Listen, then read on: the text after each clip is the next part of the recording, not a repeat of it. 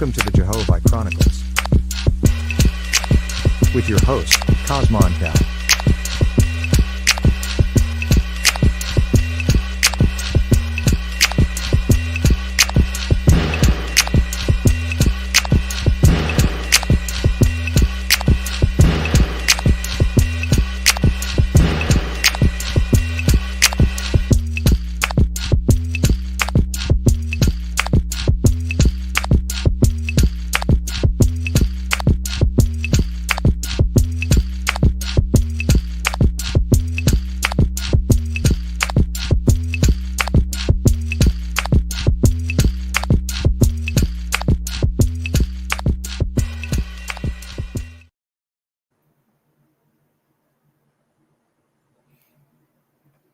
Right back like I left some. It's your hostess with the mostest, holding that fire like a roach clip your naga, your nerve.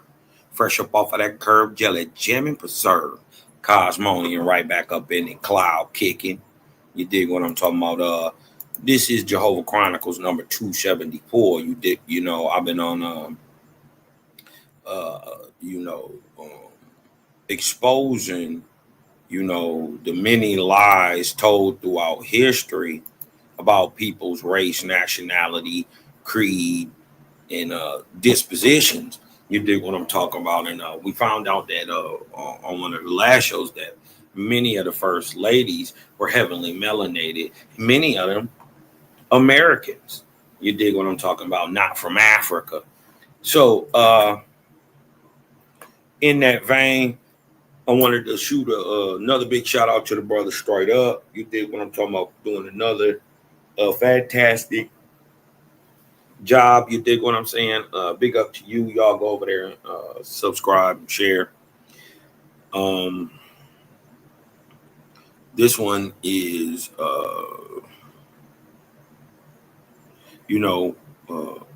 melanated monarchies and women of European nobility. You dig what I'm talking about?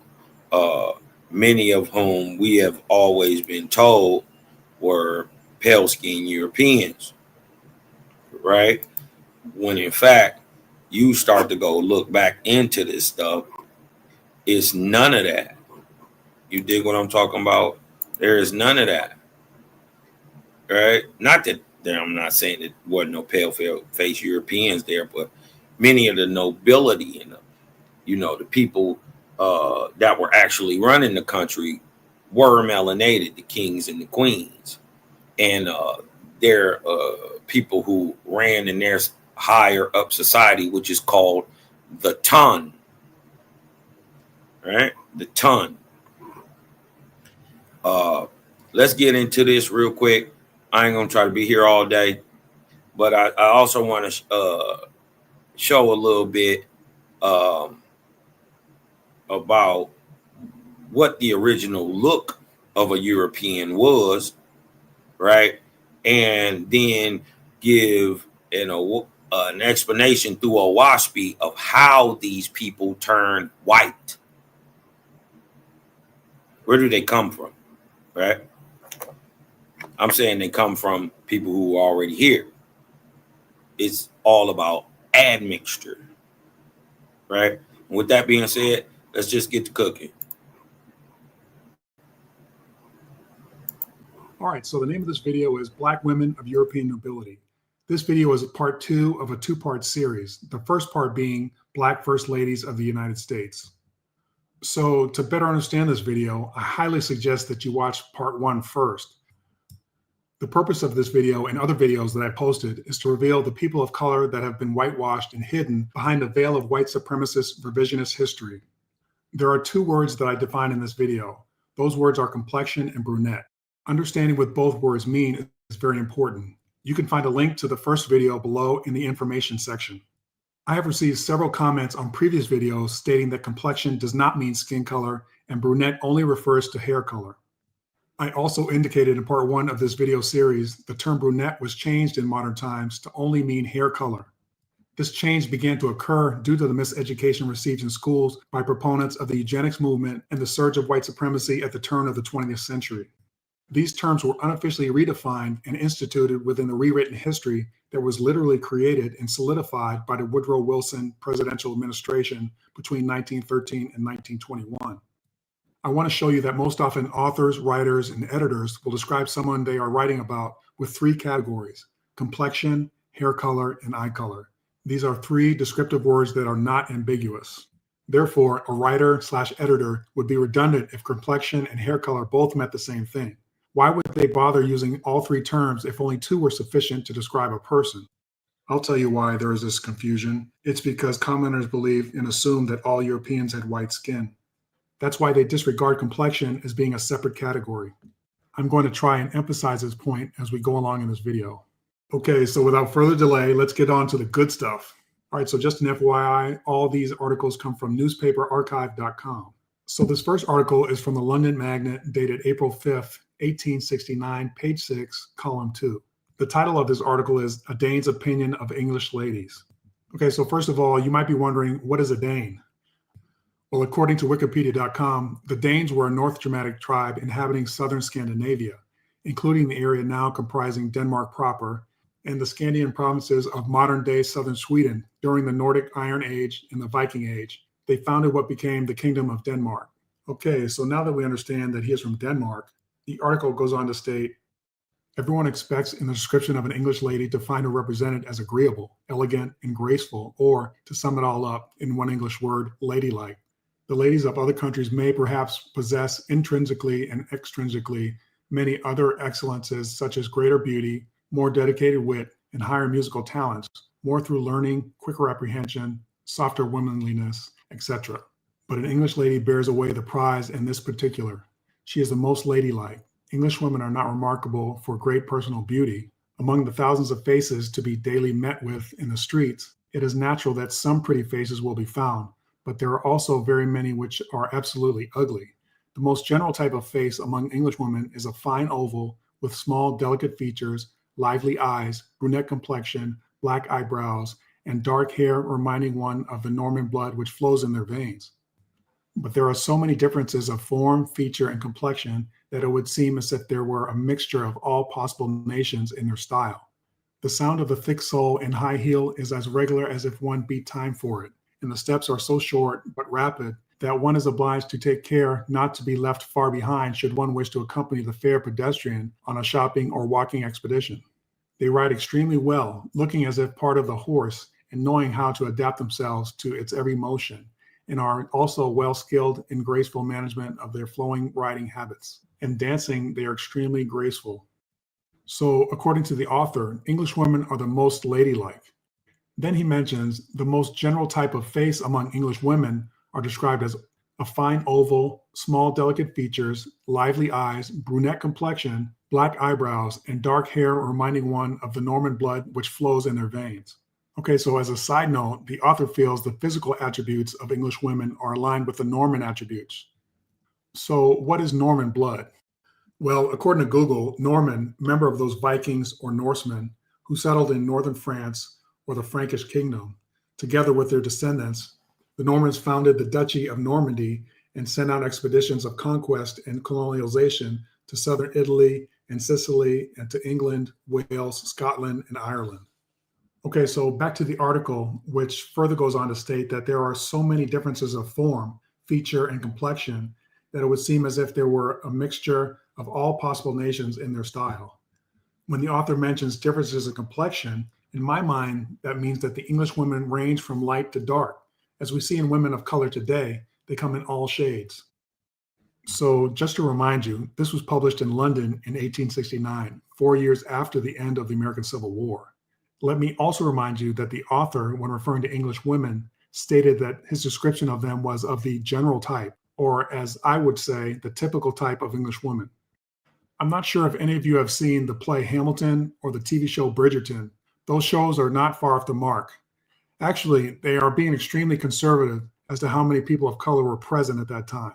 As I've come to find out, people of color have run the gamut, from the pinnacle of royalty to the most abject, impoverished person. Okay, so let's move on to the next article from the Philadelphia Times, dated March 11th, 1888, page 3, column 1. So the title of this article is French Women, the Leaders of Society Under the Republic, Madame Carnot's Salon, Grace, and Charm of the First Lady of the Land, Wives of Leading Members of the Government. Okay, so I'm going to start reading where it says, a few years younger in years, though not in aspect, than Madame Carnot, Madame Floquet has a brightness and activity that distinguishes her from her colleague in the Faubourg Saint-Honoré, the two being otherwise in many respects not entirely without resemblance. Madame Floquet is much of the same coloring as the president's wife. Both are essentially brunettes, with the same raven's wig hair and lustrous dark eyes, the same soft southern brown complexion. But there is a radiance in the eyes and around the lips of Madame Floquet that give her a varying charm of expression, particularly her own. Madame Carnot's special attribute is serene dignity, Madame Floquet's irresistible winning grace. Okay, so I'm going to stop reading right there because I've read, obviously, what I wanted you to hear. So if we look at what I just read, right away we know that Madame Floquet and Madame Carnot, who was the French president's wife, are much of the same coloring. Both are essentially brunettes with the same ravenswig hair, lustrous dark eyes, and same soft southern brown complexions. At this point, does anyone think the author is only talking about their hair color? I really hope not. So let me make this clear. The president of France's wife in 1888 was a woman of color, and both women in the article are considered very beautiful, charming, and dignified. Let that sink Okay, so the in. French people were generally people of color. There's plenty of documentation that will back. Now, I want y'all to notice, don't be duped, right? Don't be duped when they describe the person as a black person, but they show you the picture of a white person. That's called iconoclasm, or what we commonly know as whitewashing. That up. I'm also going to create a video on the French at some point. On another side note, it is my belief that the French and their nobility conquered Haiti and never left. The Haitian generals we are familiar with were not Haitian natives. They didn't suddenly learn fluent French, dress in French-style uniforms, and miraculously learn how to repel advanced European nations. It appears to me they were French-born soldiers and nobility who taught the indigenous population how to fight and speak French. Again, let me make this clear. This is my theory. Let me give y'all another little heads up. They always say Dessalines was a slave or was a French dude or something. Did y'all know that Jacques Dessalines, he was the emperor of Haiti? Huh? Did y'all know that? I just want to show y'all real quick because y'all might not know that. Right? Let me pull up something real quick. Let me see if I can pull my what do you call that thing? Your little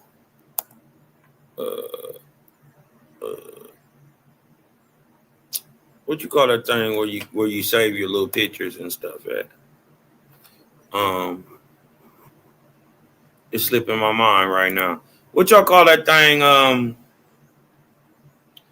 Where you hold on. I got it. Hold on one second. It's called Pinterest. It's called the Pinterest. Watch this. Let me see if I can pull my Pinterest up.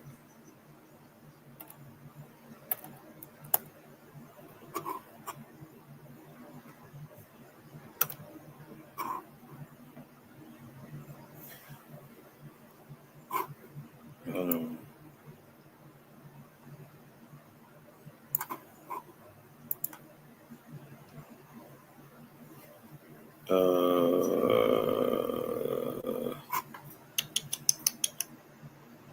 One second.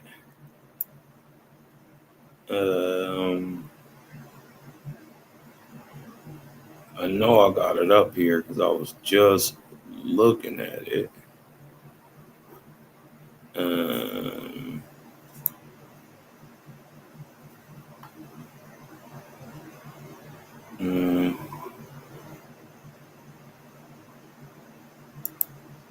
One second.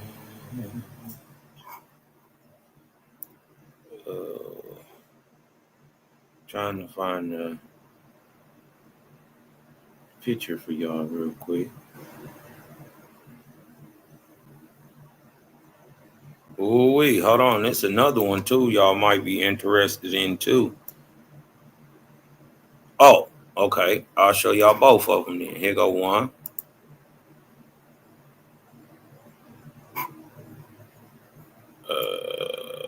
Wait a minute. Oh no, that's Faustine. I want to show y'all Dessalines. But here go another one too. Hold on. They say this man right here. Y'all see this man? Hold on, let me see if I can blow his picture up. It say the most sacred majesty, George III, King of Great Britain. Y'all see that? It's a melanated brother who they call, look him up. They call him the Mad King. And they say he was crazy. But do y'all know who he was married to? Anybody know who the so-called Mad King was married to? Huh? Y'all can't see this screen? Y'all can't see this man on this screen?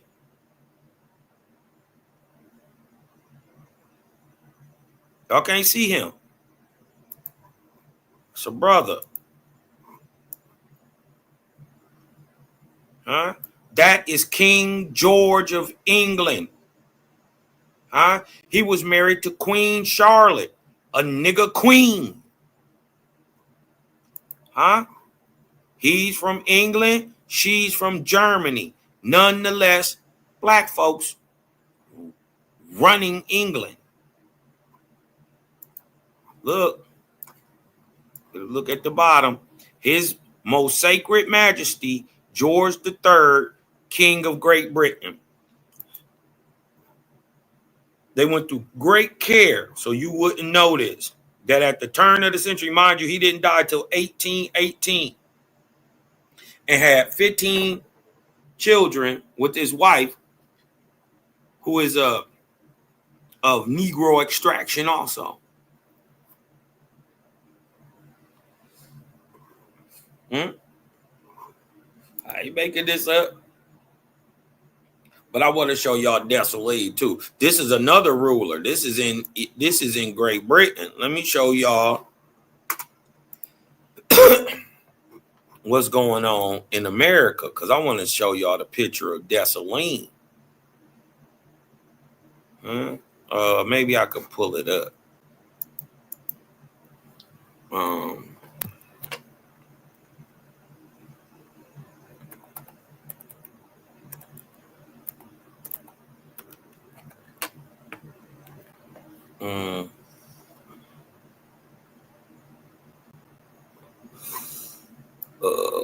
Where's his picture? I know I got it. I just seen it.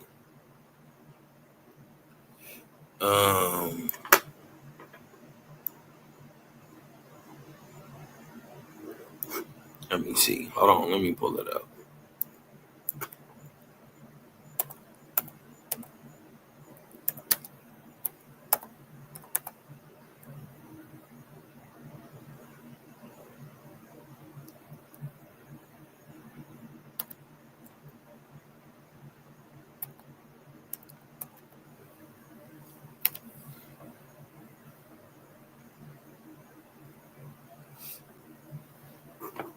All right, here go one right here. I want to show y'all the more. It's the same picture, right? It's the same picture, but it's more blew up. Watch this. Huh? Who is that? Let's blow it up. Who is that?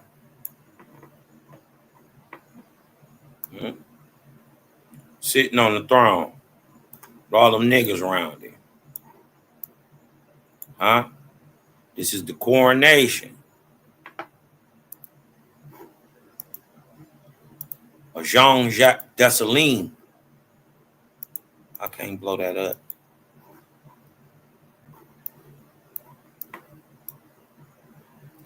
Of Dessalines, the premier.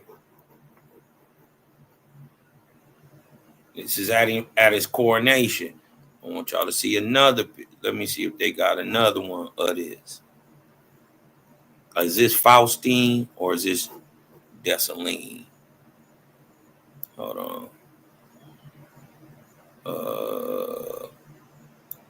I think that's Faustine. I think this is Faustine too.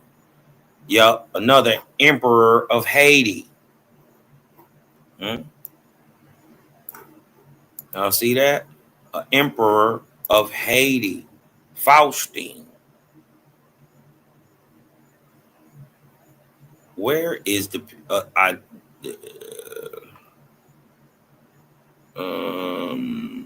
I want to show you is a better picture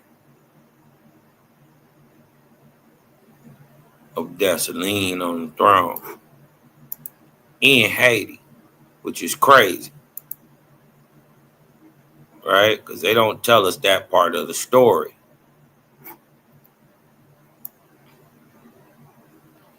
And to know that all these images exist and they've been hiding them, tucked off in books, you dig what I'm saying, forever. Well, I just showed y'all Dessalines. I think I'd improve my point. And at the same time, there may be a possibility that the ruler of the Habsburg dynasty and the Holy Roman Emperor at the turn of the century, 1800, you dig what I'm talking about, is the son of Atahualpa and between a daughter of King George and Queen Charlotte. We know that man to go on to be called Charles V. Half an American Incan ruler, half of the English throne, ruler of the Holy Roman Empire, circa 1800. While his daddy's King George still living. So we gotta understand what's really going on. Look, watch this. What this say? This is a Glickly print. Jean Dessalines, Emperor of Haiti, 1806 by Manuel Lopez. This is Dessalines. It's an American Indian, man. He just happened to speak multiple languages and was dealing with the French, so they called him French. Let's get back to the... I haven't proven it yet, but I hope to soon. All right, so moving on to the next article, which is from the South Haven Messenger, dated October 25th, 1895, page 7, third column. So the title of this article is Duke and Heiress, Marriage of a Vanderbilt to a Churchill. So I'll start off reading where it says, Mrs. Consuelo Vanderbilt is the daughter of William K. Vanderbilt and the granddaughter of the late William H. Vanderbilt. She is about 18 years old. Take notice of the name, Vanderbilt, right? In America, we know a lot of the Vanderbilts are white folks.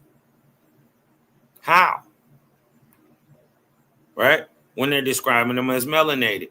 But we can also say there's a whole bunch of Vanderbilts that's brown skinned folk. Where they come from? Right? They straight out of Europe. Straight out of Europe. So don't let them pigeonhole you with color and if you this color, you from here, or you got none of that is sufficient determination to tell your lineage. Color is not a sufficient determination to nationality, heritage, ethnicity, or culture, which is everything that the Aboriginal of America, the melanated man of America, is searching and looking for in the first place. We don't need nothing else. That's right, y'all. Husband of Queen Charlotte. Shout out to my emails. You dig what I'm talking about? My emails better than yours. Shout out my big sis. Huh? Tick, but they know. They up on that history. My sister's bad. Jazz in the house. What up, though? VP Man in the house. What up, though? Nigga Thustra. The West Coast Cali Connect. Hey, gang of don't bang, bro. You dig what I'm talking about? It's gang of don't bang on this side. Very tall, very vivacious, and quite good looking, with dark hair and a pronounced brunette complexion. She is the heiress of one of the greatest fortunes in the world and has only one care in life, that her father and mother are divorced. Of course, it can... Now, we know that the Vanderbilts are some of the richest people in America, so if they melanated over there with tons and tons and tons of money, and one of the most well-known, celebrated, richest family in the Americas, the Vanderbilts, how did they turn white when they got to America? With dark hair and a brunette complexion. So that means her complexion is dark and brown too. Her hair, right? She got dark hair already. Her complexion, that means her skin is brunette, brown. See? Keep cooking. Scarcely be expected that so young a girl should have as yet very pronounced characteristics. But her friends say she has much sweetness of disposition and charm of manner, and her executive ability has already been tested. As is always the case with children of parents with great fortunes, she has been most carefully educated and trained to understand the responsibilities of her station and to act as a mistress of a great establishment. All right, so in this article, right away, I recognize the name Vanderbilt as one of the wealthiest families in the United States during the 1800s into the 20th century. Big facts. So back to the article. It states that Consuelo Vanderbilt was 18 years old, very tall and very vivacious, and quite good looking, with dark hair and a pronounced brunette complexion. Do you see where the author mentions hair color first and then states that Consuelo has a pronounced brunette complexion, meaning two separate features? Mm-hmm. Does anyone doubt that a pronounced brunette complexion is not referring to her skin color? Okay, so I have another bit of evidence regarding the Vanderbilts. Here is another article from the Wisconsin State Journal dated November 8th, 1889, column 5. All right, so this article goes on to read, George Vanderbilt, who is about to build the splendid country seat at Asheville, North Carolina, is the youngest son of the late William H. Vanderbilt. He is a bachelor and is now about 27 years old, is tall and slight in figure and of a dark complexion, hair, and eyes. He cares nothing of society and is most happy when in his library with his books. His legacy from his father was about $7 million, together with a library and many of the pictures in the Vanderbilt Gallery.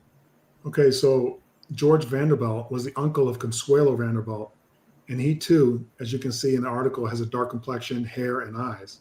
Again, here you can see that the author describes George with three separate categories: dark complexion, aka skin color, dark hair, and dark eyes.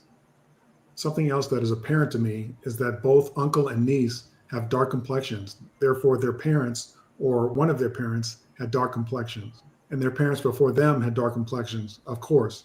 And as I'm making abundantly clear, the photos we are presented with don't tell the same story. Please keep that in the back of your minds. Also, if you haven't seen my video called Vanishing Black History, check it out. It will provide you with some of the insight as to what I believe. Big facts, sis. Somebody history. get Anderson Cooper on the line. So moving on to the next article, and this one is from the London Mainly About People newspaper, dated September 17th, 1904, page 12, column 2. The title of this article is The Countess of Harrowby. Ultimately, I'm sure someone's going to comment and say that I screwed up the pronunciation. Now, do y'all know where all these families went? Where the heads of all these multi-millionaire families that were heavily melanated, swarthy skinned, brunette complexioned, colored, negroid, and black. Huh? Do you know where they went? How did they turn into white people if in the 1900s they already niggas? Many of them, check this out, and I done told you all this, but the connection hasn't been made. Many of the greatest money makers in the world in the early 1900s were melanated people, right? But many of them were wiped out all at one time, huh? In the so-called sinking of the great Titanic. Also, burgeoning in the federal regulation system, and then later in 1912, 13, the federal banking system, right? So this is how the change of wealth happened. The people who could complain and do something about it, once the funds and everything came, they came up missing. Other men married into these families, killed these ladies off, took their oil wells, took their, check out the Children of the Flower Moon. Took black folks in America was the richest in the world. We was producing millions of barrels of oil, huh? Right here in America. Prescott Bush, aka George Herbert Scherf,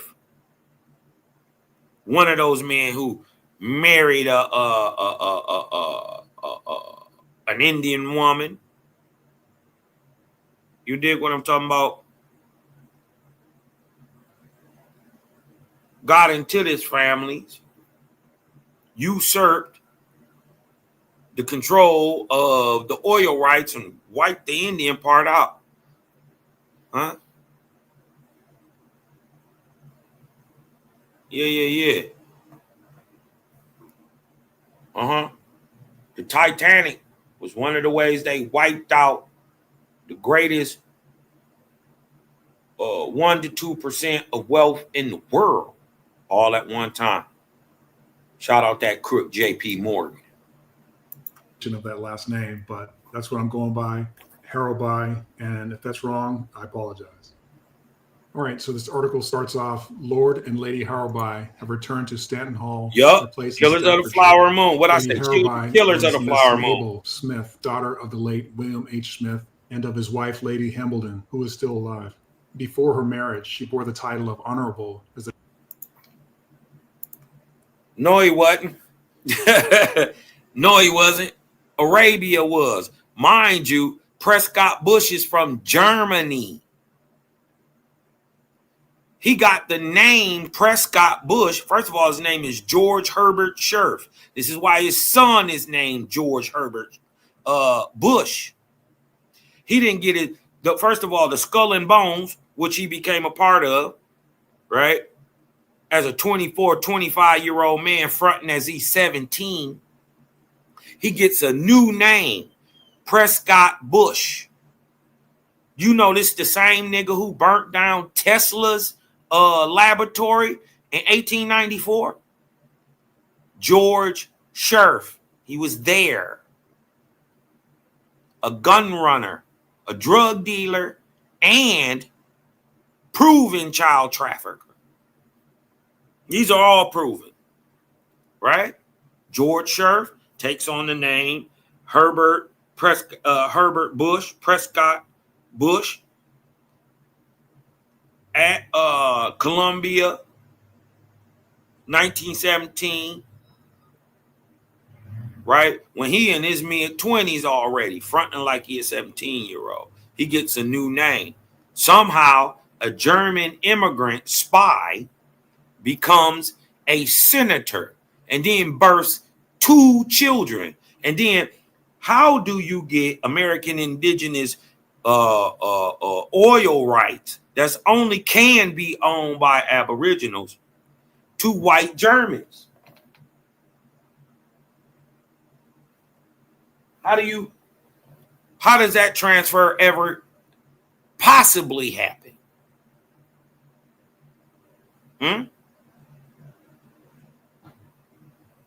See the tricks?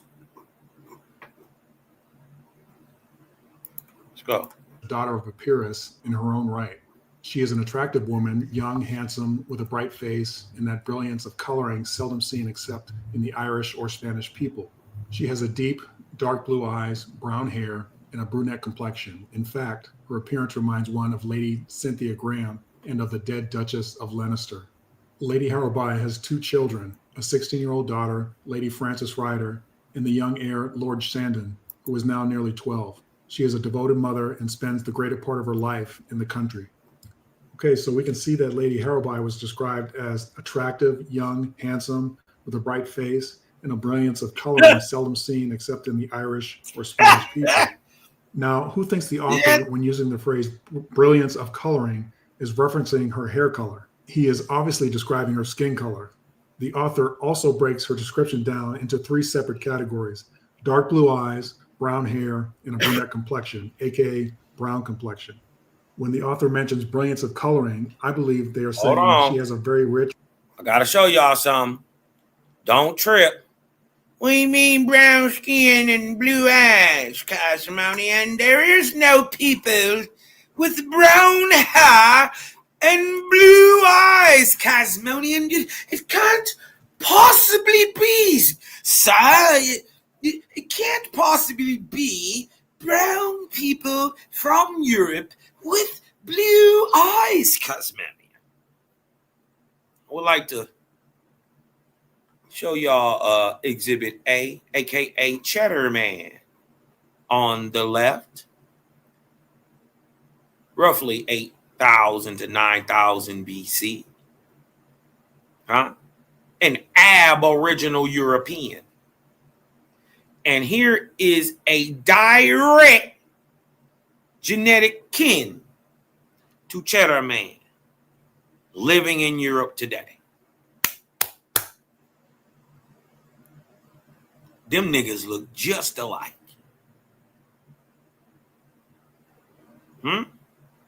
I'll be that baby's pappy.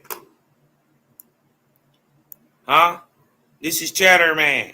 So when they say she got brown skin, blue eyes, gray eyes, hazel eyes, huh? Yeah, niggas do that too. Big whoop. Get over it. Huh? Everybody don't got brown skin, brown hair, brown eyes, black hair, brown eyes. Don't know. Everybody don't look like that. There is no certain phenotype that only niggas fit in. Right? And niggas fit into every single phenotype because everybody look like us. Mesolithic skeleton known as Cheddar Man shares the same DNA as an English teacher of history today. Mind you, this 2022. Right? They was dropping all this while y'all was still indoors for COVID. Huh? Do this look like a young, attractive, handsome woman with a brilliant face, bright face, with a brilliance of coloring seldom seen, except in the Irish or the Spanish people? Huh? She has deep, dark blue eyes, brown hair, and a brunette complexion. First of all, ain't nothing attractive about this woman. Sorry. She doesn't have a brilliance of color. She looks like the color of old glue. I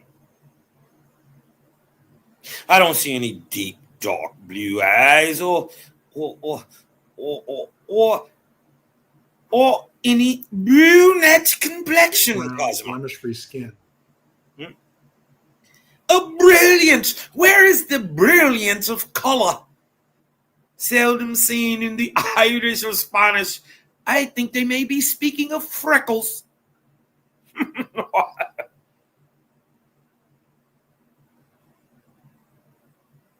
Huh?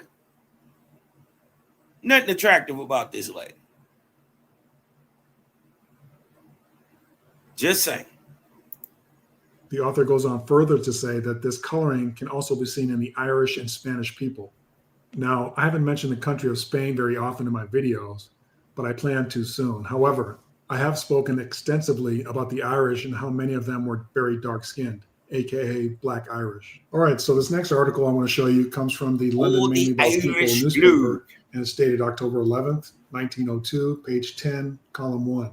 Okay, so the title of this article is Sir John and Lady Millbank, and it goes on to state, Sir John and Lady Millbank have arrived in London. Lady Millbank was Miss Layla Creighton, daughter of Colonel Charles Creighton and niece of Lord Erne. Her beauty has been remarkable from childhood, and she affords an excellent type of the well-known Irish loveliness. Her hair is very dark, her eyes large and expressive, and she has a brilliantly tinted brunette complexion. At the time of her marriage, she shared the fate of many soldiers' wives, for her husband was forced to leave his home and beautiful bride. All right, so we can see that the author states that Lady Millbank affords an excellent type of the well-known Irish loveliness. Remember, I just mentioned dark-skinned Irish, aka Black Irish, in the last article. Now this author basically says the same thing about this lady. The author also breaks down her description. Also, if y'all go check back into y'all family histories, y'all gonna find a lot of y'all got people that they're saying are Scots. And guess where they're going to always be? They're going to always be in the Highlands. They be tracing these names back, man. You dig what I'm talking about? And then putting them over there. When many of these names are indigenous American Indian names. So how are we finding them over there at later times when we don't find them earlier? Until you come into contact with America. Then a lot of stuff switch up. Whole new countries pop up. Like Spain. They didn't call that Spain. Look it up. It's called Al-Andalus. All right. Okay. In 3 parts, stating that her hair is very dark, her eyes are large and expressive, and she has a brilliantly tinted brunette complexion. Again, the author is not talking about her hair. Her brilliantly tinted brunette complexion is her skin.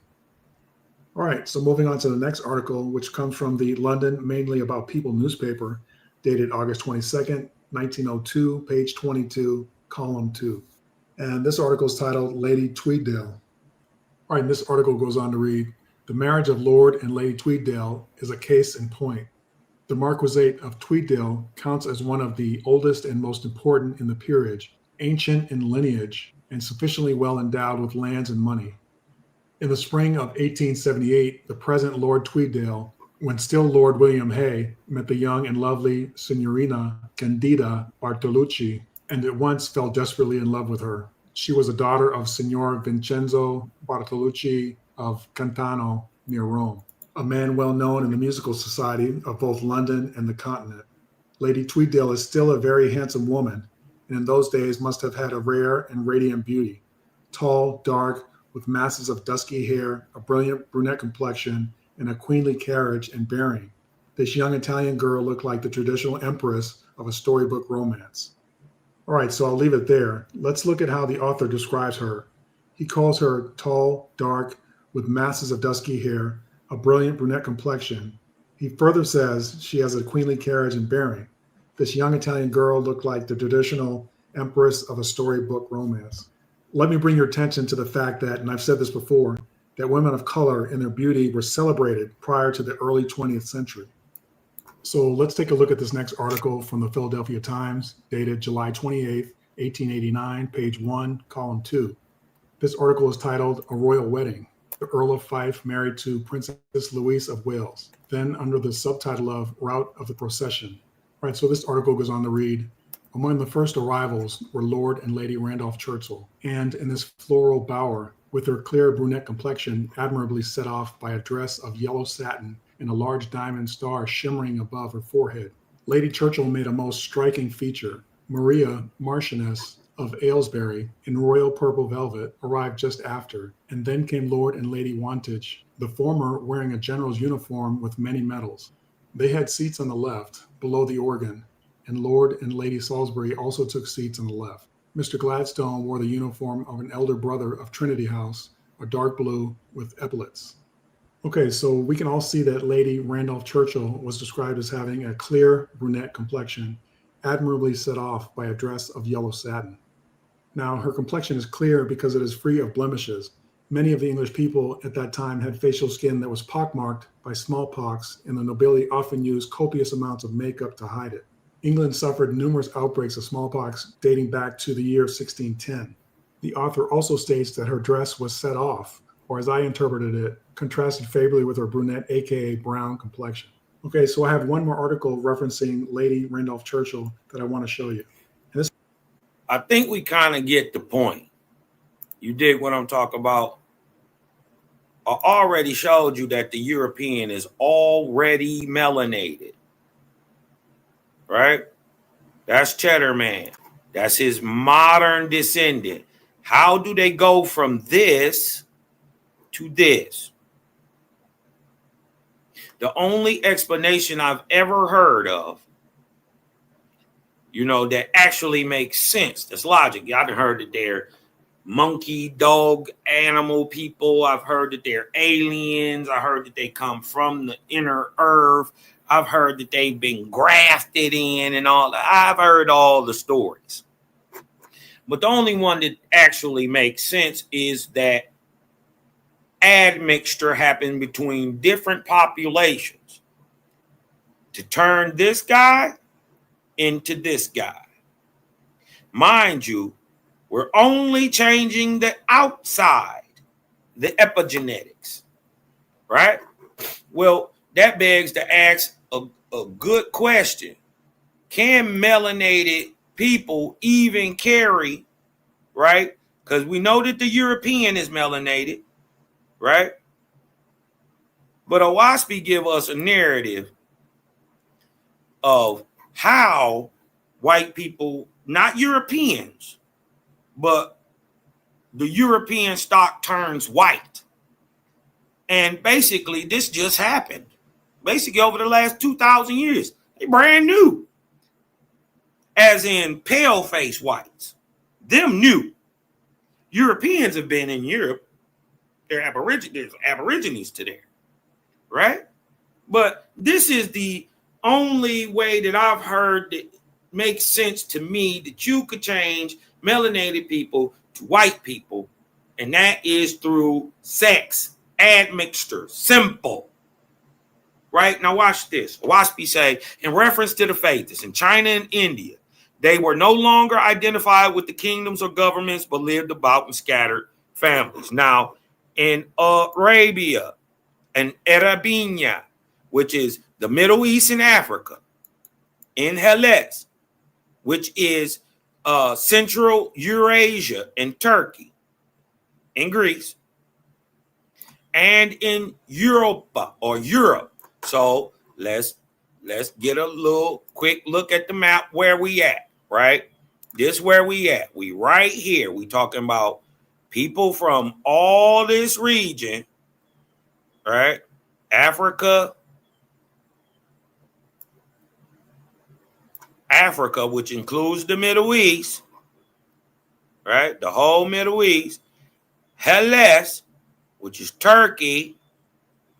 All this all way up to Finland, all that. Sweden, Belarus, down to Romania, down into Greece. Everything east of Romania, Poland, all that. You dig what I'm talking about? Where these mountains is Europe. Right? This is Europe, way over here in the west. This is Hellas, like Central Eurasia, right? Including Greece and Turkey, right here. This is Hellas. All this. And all this is Arabia or Africa, the Middle East, Syria, Iraq, and all this is Arabia. All of it. the Middle East, up here, all this down Yemen, Saudi Arabia, all the way down here. All that is Arabinia, where you get the word Arab from, right? Arabia, Arabinia. That's where the word comes from, right? Now, in Africa, in Hellas, in Europe, the faithists, they were scattered in all directions from the time of Joshua's death. Joshua's death is 110 BC, right? During the beginning of the fall of the Hasmonean dynasty. That's when you get the death of true Yahshua. 110 BC, 110 years before that Jebus nigga even get dreamed about. From the time of Joshua's death in Jerusalem, they began to migrate mostly west. The faithists, since the time of they killed Jebus, real Yeshua, way down here in Israel, they said the people been migrating west. So that's not only west through Africa, that's west into Europe. All right? Okay, let's go finish off what it say. And what they call themselves. And these called themselves Israelites and Jews. Right? So we know they coming out the Middle East. Right? We know they coming out of Turkey. They know they coming out of a little bit of Persia and all that place. But right there in the Middle East, right there in Northern Africa, these people was calling themselves Israelites and Jews. Nevertheless, many of these so-called Israelites and Jews, so-called, were apostates, just niggas saying that they Israelites and Jews, just like the people in the land of Israel today. They just claiming that they Israelites. I don't deny if you a Jew or not. You did what I'm talking about, but I'm letting you know Jew is an Israelite. Yeah, you may be a Jew. That's true. I'm not denying that. But ain't no Jew an Israelite. And that's what you got to know. How we know that these niggas that went over there into Europe wasn't real Israelites, wasn't no real Jews. They were apostates, fakers.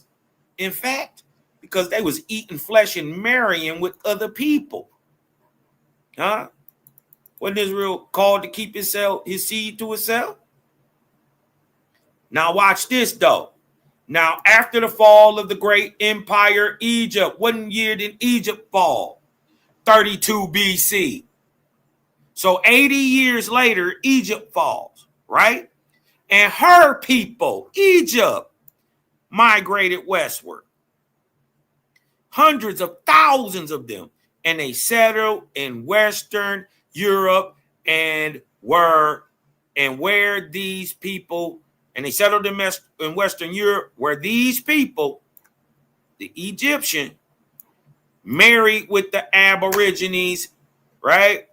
And those who had married with the barbaric people of Europe at that time, right? Right? Where did they go?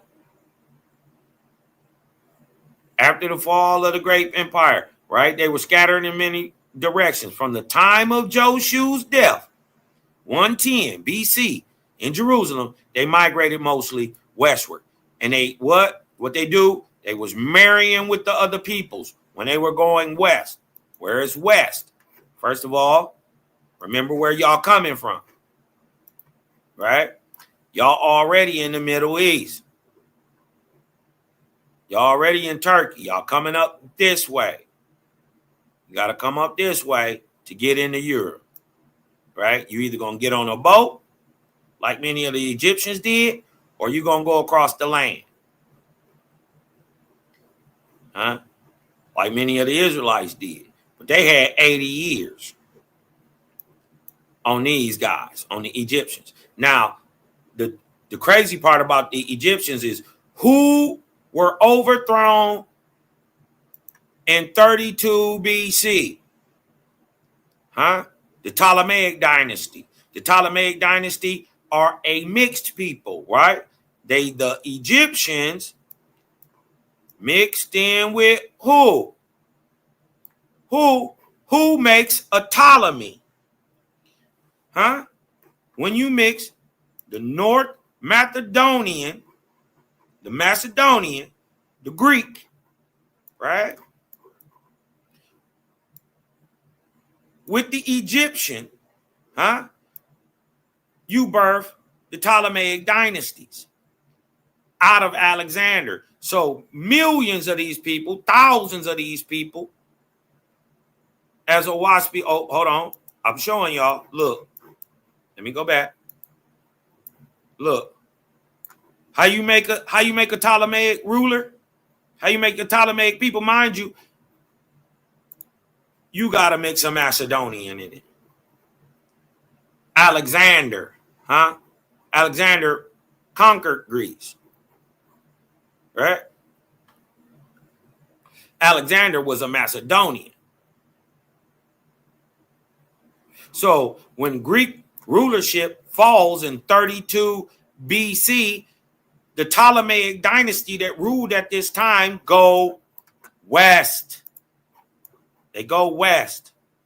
Not only do they go to Portugal and Spain, not only do they go to France or Gaul, but they come all the way up here. Huh? Not only do they come up here, huh? They come down here to Denmark. Huh? Not only do they go up there, they go to Norway and Sweden and Finland and found also the Russians, aka the Rus. How you know, Cosmon? Huh? How you know, Cosmon? Now, after the fall of the great empire of Egypt in 32 BC, where the Romans kicked out the Greeks, the Ptolemaic rulers and people migrated westward, hundreds of thousands of them. And they settled in Western Europe, where these people married with the Aborigines. Huh? Brown folk already. Mind you, these people who would have been Ptolemaic, like Caesarian, like Queen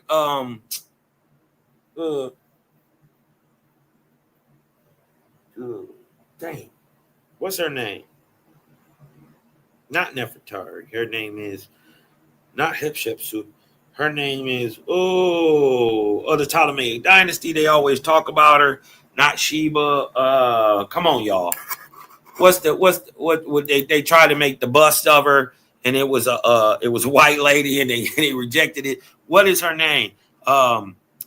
She's the sixth of her name. Also,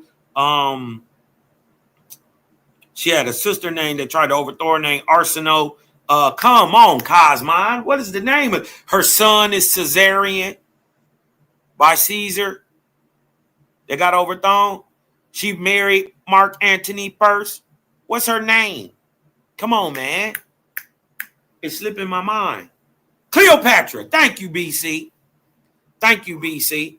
So if a person like Cleopatra, who was heavily melanated, Ptolemaic herself, a mixed North Macedonian with an Egyptian. You know the Egyptians was niggas. Right? And they make a Ptolemaic person, right? Well, they brown.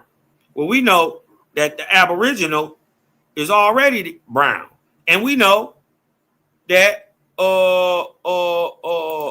these Israelites, right? And so-called Jews who calling themselves that and really ain't that, right? They out of the Middle East and Africa. So they brown. Well, how do all these people turn white? Huh? How do all these people turn white? Watch this. Many populations colored, right? This is beyond melanin, right? Watch this. Many populations colored, many melanated populations can and do carry genes associated with white skin.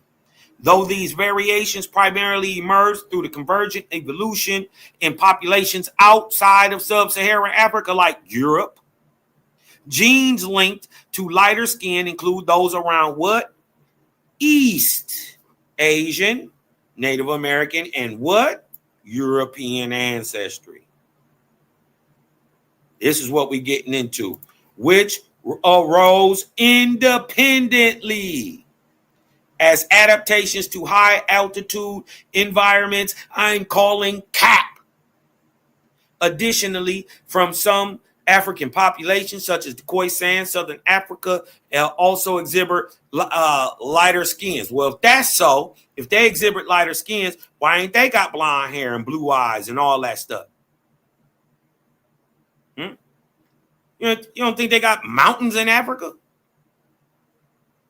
Huh? You don't think there's as much south as you are north? Come on, man. The latitude can't matter. Right? That's not going to make you a white person. It's not going to make your hair and you dig what I'm talking about, in your skin turn white, and you just culturally different. That's not that you don't do that. Well, how does it happen? Right? By interbreeding. These people who are already brown carry what is called, right? Hold on. Let me go back. These people that are already brown, right, already carry the SLC24A5 gene, the SLC45A2 gene, the OCA2. Niggas already carry this. Europeans, the Middle Easterners already carry this. Huh? The East Asians already carry this. With their brown nigga skin, they carry the OCA2 gene. But it's not till they all three mix, huh, that the skin turns white.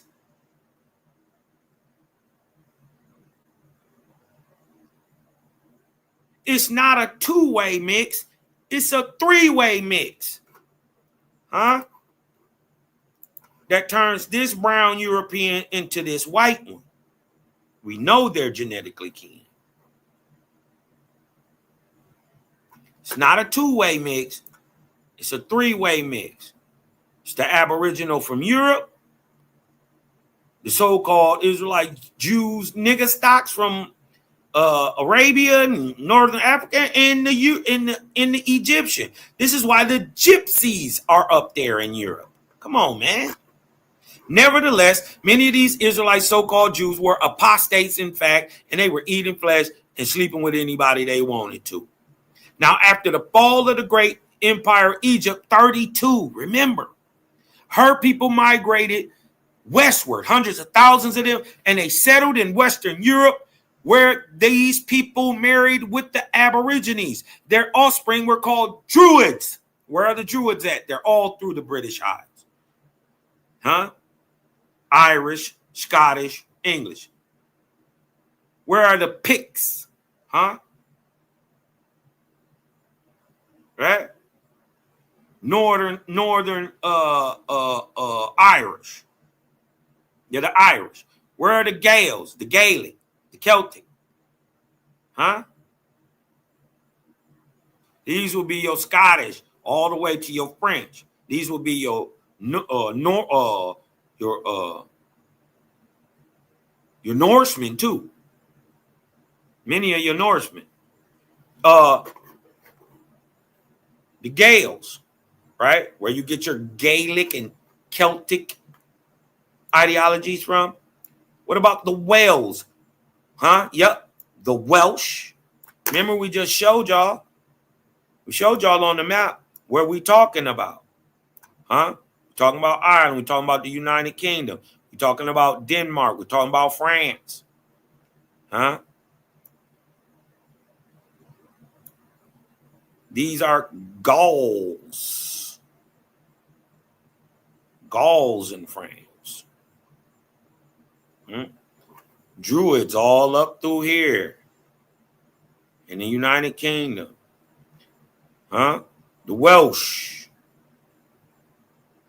Huh? The Norsemen. the Denmarkians, and the Germans. What do they call them? Saxons.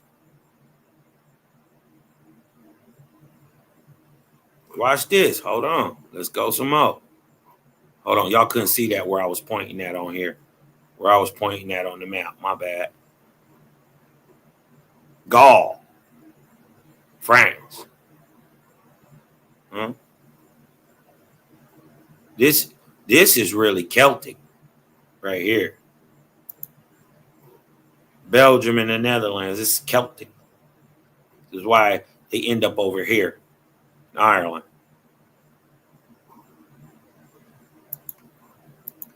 Right? The Welsh. Right? See the Welsh in the north. The Gauls. The Johann or John's or John's sons, right, are your English, right? John's.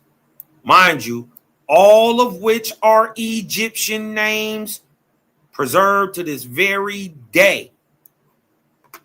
Now, when the faithists were moved by inspiration of God to have no more kings and to flee away from the Christian warriors, they came among the people above mentioned. The apostate faithists married with them, and their offspring were the forefathers. Listen, were the forefathers of who we now call French, the Gaul, German, the Gales, Russians, the Rus, and the English, the Johanns or the Johns.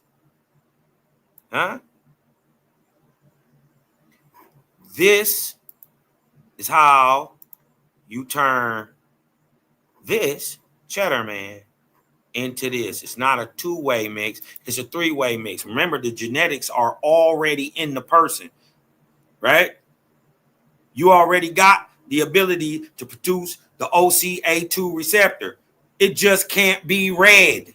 Why? Because the other person that you're breeding with doesn't have the OCA2 receptor.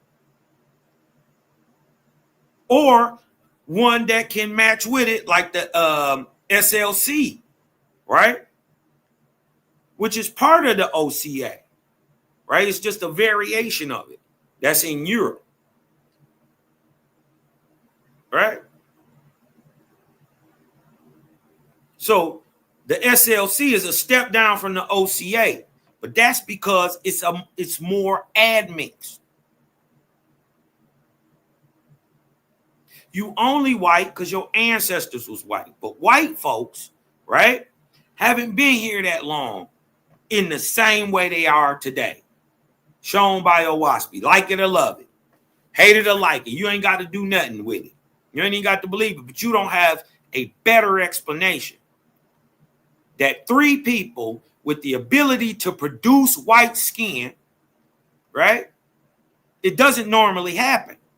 But now you have the ability to where now the genetic code it was always there, right? Genes don't pop up out of nowhere, right? So it was always there, but it was never able to be read by the genetic code to the proper people breed with each other. Right. And then the mixing of the populations just stacked that OCA2 factor on top of each other, converting it into the LC24 and the LC45.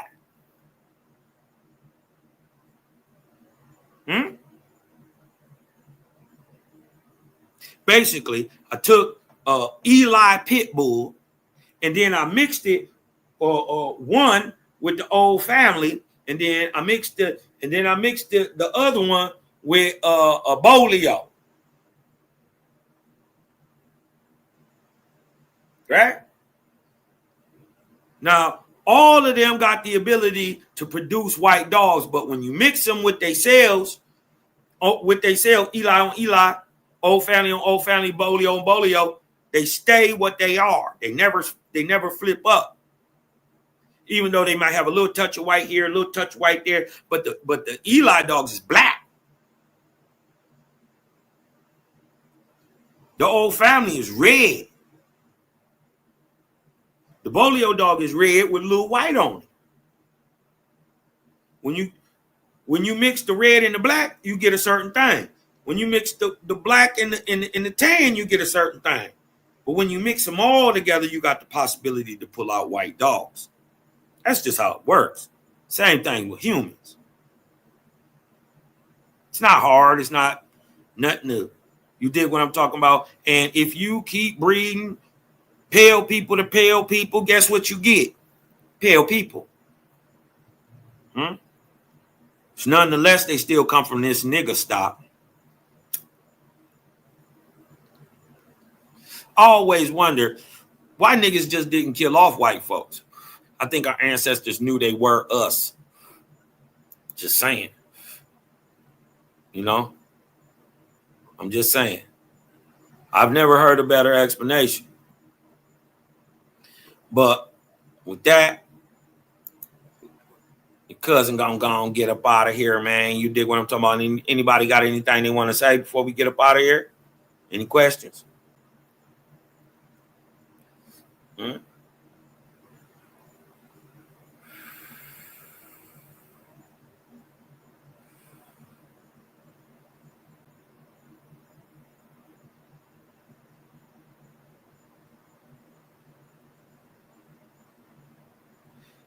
I don't even know who you are, brother. Thank you. You dig what I'm talking about, you know? He don't have a better idea. He gonna tell me about monkeys and, you know, climate control. Let me debunk that climate stuff too, right? Because they say, oh, they got the blonde hair and the blue eyes is from, you dig what I'm talking about, from climate, right? And the genetic switch it in climate. Let me show y'all that's cap, right? Let me show y'all for anybody. Y'all gonna get punched on dealing with Cosmon in any way, because we got people in a hot region, nothing but niggas with blonde hair, and they produce this gene, right? Independent of Europe. Huh? Yes, Melanesians, particularly from Solomon Islands, have naturally blonde hair due to an independent genetic mutation in the TYRP1 gene, a process called convergent evolution. See, the thing is, you know, y'all, you know, brothers like this not do, just not informed. You dig what I'm talking about? Just not informed. You know, he say stupid stuff. Get your weight up, Cosmon. Boy, you ain't know nothing about this. You better do some homework on this before I beat you up. You can come on my show and debate.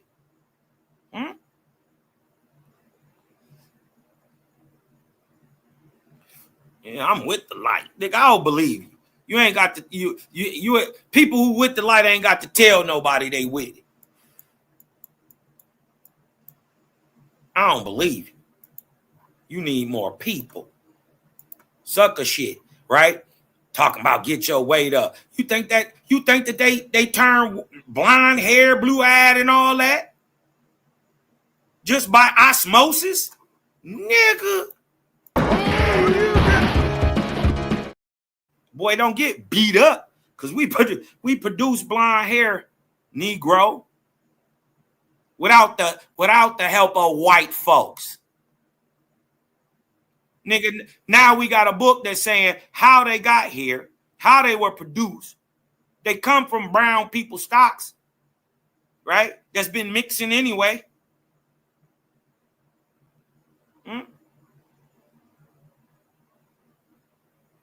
Yeah. You can't show me a white aboriginal nowhere. Stop that. Get your weight up, not your hate up, young fella. Right? Get your weight up, not your hate up. You dig what I'm talking about? It's sad that you don't listen. I don't listen to what? I just don't listen to dumb stuff. When a little fella tell me to get my weight up, nah, I stop listening.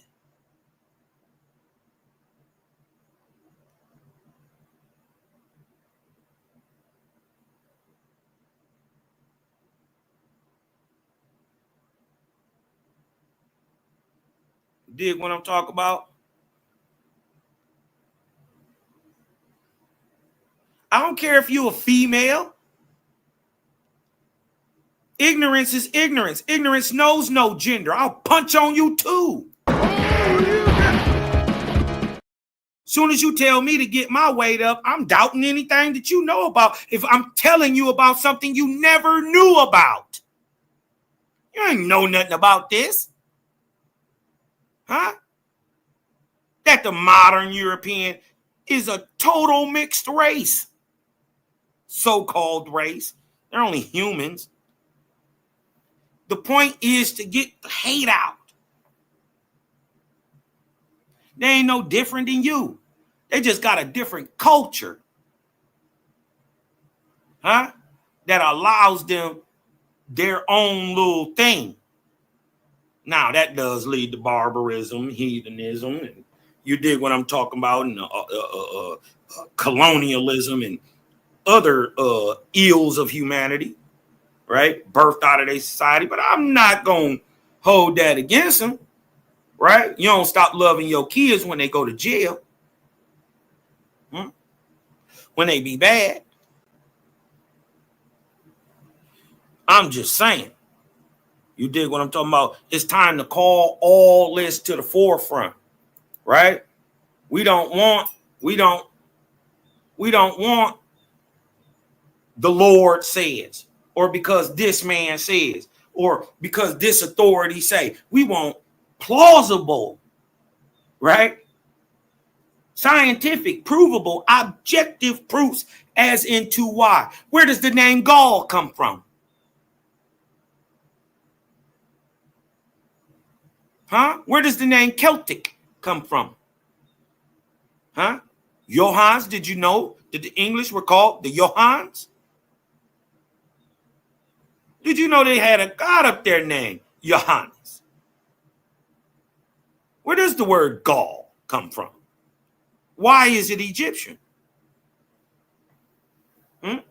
I'm even here to tell you that the so-called Proto-Indo-European tongue comes from the Egyptian, the Ptolemaic Egyptian. Huh? And the Arabic Negroidal so-called Jew, right? What is that language called? That language that they were speaking is called Cimmerius. This is why the Proto-Indo-European produces a type of language that is called Semitic. Where's the tribal Sem? We know Shem, we know Ham, we know Gautama, we know Yista. Where is Sem to produce a Semite people? Who speak a semi language. And what are they semi part of? They're semi part of the Egyptian, the Arab, and the European. The Proto-Indo-European that produces the Semite language is called Cimmerius. 100% Egyptian. Y'all about to get on my level before you tell Cosmon to level up anything. I'll beat you black and blue. Care if you know female. Come up here with that disrespect. Get my weight up. Little girl at 58, you ought to know better. Huh? You ought to know better at 58. Trying to come against something you have never heard of. You ain't never heard of none of this. But I got to get my weight up. See, this is the hypocrisy I be talking about. You dig what I'm talking about? And I didn't seen that A-Not, or I guess her name is Tanya. I didn't seen that name. I don't show. I thought it was a female.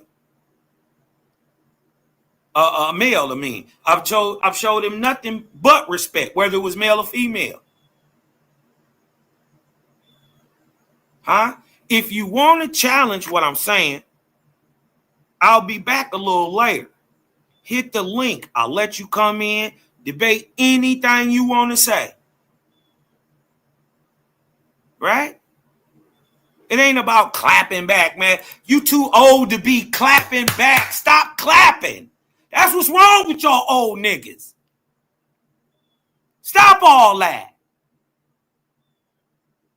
You too old to be acting childish. Talking about clapping back. That's some 15-year-old, 20-year-old stuff. Stop. We grown. We have conversations.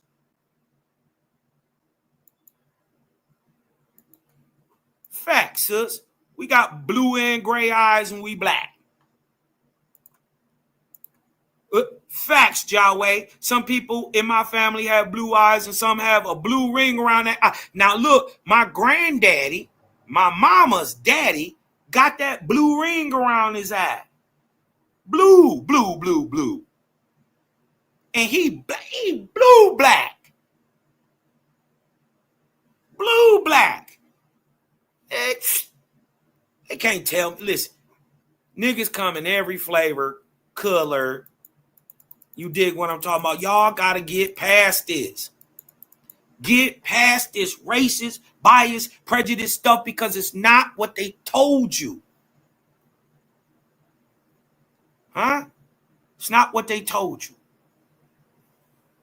They lie about everything. Why wouldn't they lie about this?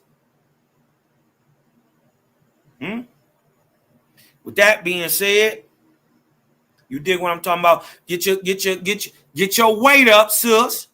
And I'll be back on later. And if you want to jump on real quick and tell me how this stuff that you learned today is wrong and why it doesn't fit the narrative even more precisely than what we got. Because white people tell you they don't know where they come from. They say we come from Africa too. Well, there's an Aboriginal European, though. Where he come from. Huh. So somebody got to tell me something. Somebody got to tell me something. We know how to produce white dogs. You get a dog with some white in it, you breed it to another dog with some white in it. Huh? The white puppies that got more white in them, you breed them back with each other. Okay? The lightest and the whitest of them, you breed them back to each other. Guess what? Very soon, you start to have pure white dogs. And if you keep breeding pure white dogs, just epigenetically, they are still the same niggas, Egyptian, Aboriginal Europeans that they were. But now the skin color is different. God damn it. Get out of that racism. Get out of that prejudice. Get out of that hate. It dumbs you down. It makes you look stupid. You are better than that. I will debate any one of you niggas. That we are a better people than this low vibratory hatred, biased, closed-mindedness, ignorance, self-willed ignorance. You are better. I will argue you up and down. You come from a culture that taught the world. Huh? You're going to argue with the most common sense thing I've ever heard in the world to where white folks come from. Everybody else telling you they made in some type of laboratory by a big head scientist named Yakub or some shit. Come the fuck on, man. Make me snap out on y'all today, this early this morning. Let me light my kush. Sipping kush. Smoking on kush. Early in the morning. Y'all got me. Let me hit this kush because y'all got me tripping. Get my weight up. Huh? You better wait up. You better wake up. Badman them. Jaja made me this way. I know what I'm talking about, and I don't say nothing unless I know it. I know it.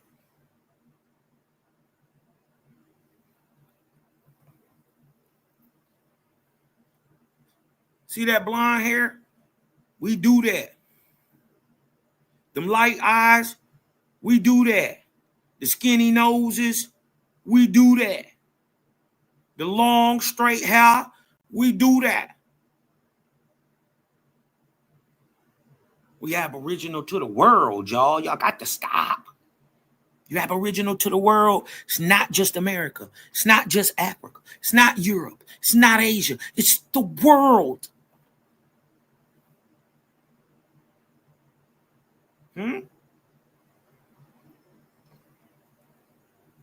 Y'all way older than you think you are.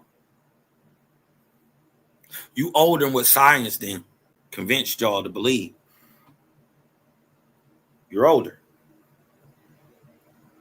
I'm going to just leave you to think on that. Right? And before I get out of here, right? I just need y'all to do one thing. That's to breathe in and let that light in. Because I'm Cosmon and I'm out. Creator can't coming. Creator can't coming. Turning up the light and watching boys start running. Let me tell you something. We ain't out here doing nothing. I can tell you scared, boy. Niggas stop fronting. It was all in the plan. Creative gang is crazy. Boy, y'all better pay attention.